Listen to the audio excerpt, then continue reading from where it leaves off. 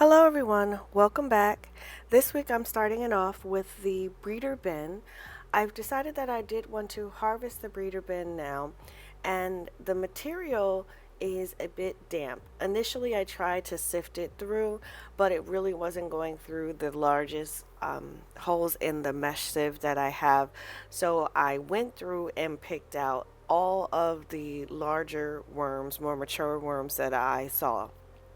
I know that this isn't the most accurate way to harvest the worms out of the breeder bin, but this also is good for me because I noticed as I was going through that there were a lot of cocoons in different stages. I had some that were bright yellow, I had some that were the dark amber, and I saw a lot of juvenile worms as well. So when I did my original sifting, I clearly didn't do a good job, and I left behind a lot of smaller worms. So I went ahead and picked through each and every one of them, and then took the material that was left over and started the juvenile bin for about a month. I think I am going to continue with doing a breeder bin to replace some of the worms. I noticed that I have more worms than others in certain bins, and instead of trying to harvest them out, I will continue to keep the breeder bin going. I continue to want to learn how to handle a breeder bin, so I'm going to have to read up on exactly what you're supposed to do with a breeder bin. But this is what I'm doing right now. And by doing it this way, at the end of the sift and harvesting, I realized that I didn't have a lot of mature worms that I picked out. I definitely could have put them back into the other material. So what I did with the remaining material, the ones that the juvenile worms were in, I gave them a healthy size feeding. I read up that they do have a really healthy appetite, so I gave it a larger feeding than I normally would give the regular breeder bin. And this is just some eggplant and some banana. And then for where the mature worms, putting them back into the regular breeder bin, I did cut back on the material. I had a discussion in one of my comment section about volume of the material, and since I can't be sure how many worms exactly I picked out, I tried to count but got distracted. Since I didn't know how many worms I actually had, I went ahead and just cut down. So there's a line on the cardboard, and I went about halfway up from that line, or halfway down from that line where the material was before, to make sure I wasn't putting as much material in there. And then I'm just going to build up the breeder bin again. But I sprinkle worm grit, which is a mixture of diatomaceous earth, eggshells, and neem cake on top of all my worm bins for the gizzard in the worms, and also to help cut down on any pests that might be in there. You can look up different mixtures you can use for grit.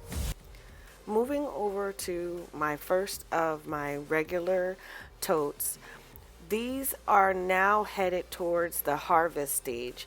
I've got a good amount of material in here, and this week the material was kind of dry in some areas and good consistency in others. So I had pockets, which is very weird for the regular totes. Usually it's either all really wet or all in that pretty good moisture level. So I'm just mixing this up really well. In the regular tote, I don't have any plans to add any cardboard to this now. I feel as though if I added any more material to these bins, I wouldn't be able to lift the bins because the bins get heavier and heavier as you go through the harvest cycle. So I just gave this bin a nice healthy feeding, gave it some grit, and then closed it up for the next week, and we'll see what it looks like and whether it can be harvested. This is the sister tote to the other regular tote, and this is also the one that has a tendency to be wetter. And just the same, the side that did not get the bubble wrap on it was super dry, which again is not normal for my regular totes, at least, where they're always really, really damp. So in this one, I also mixed up the material really well. Right there in my hands is just a bunch of worms. There's actually no large food particles. It really is all worms, which is really cool. But the material itself was definitely different from the side that was covered to not covered. So this week, instead of putting the bubble wrap just in the corner, I'm going to spread it all over the top to keep that moisture in. But I am going to mix it up really, really well.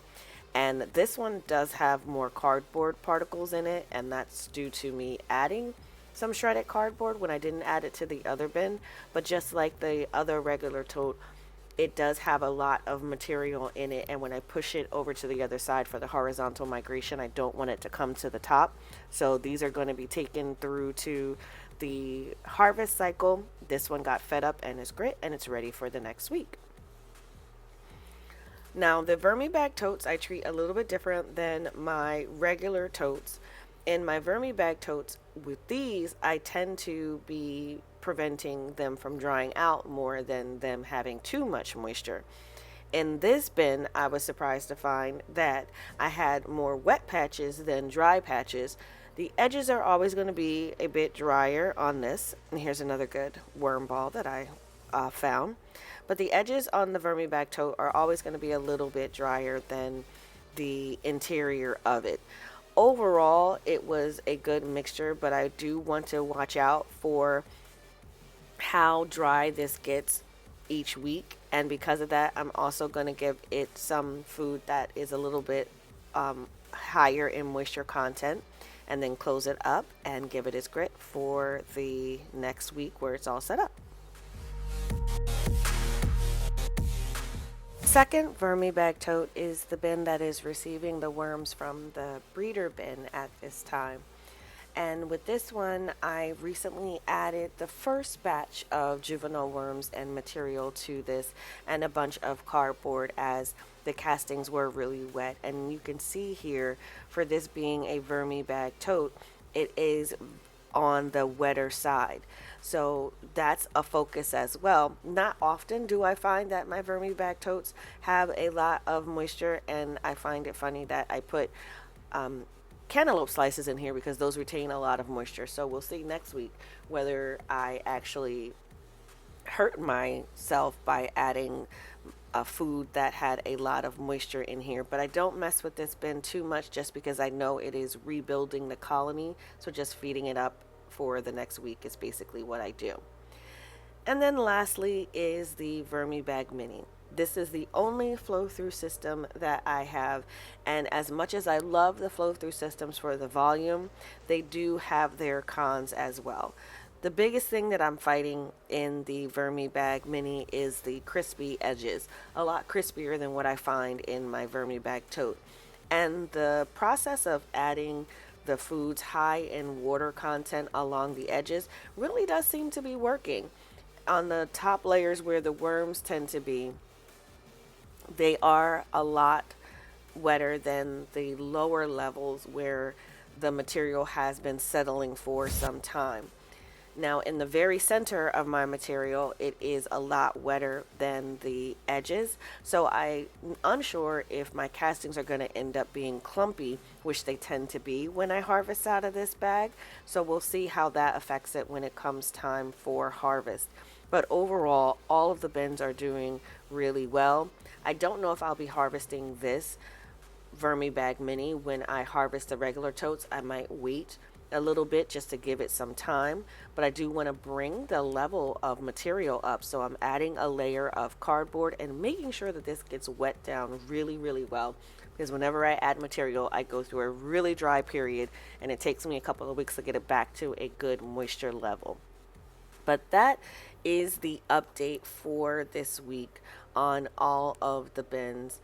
I will be going through harvest, but if you do want to check out some of my previous videos, I do have some harvest videos for what I do. If you've gotten this far and you enjoy the content, please like and subscribe. And as always, thank you so much for watching.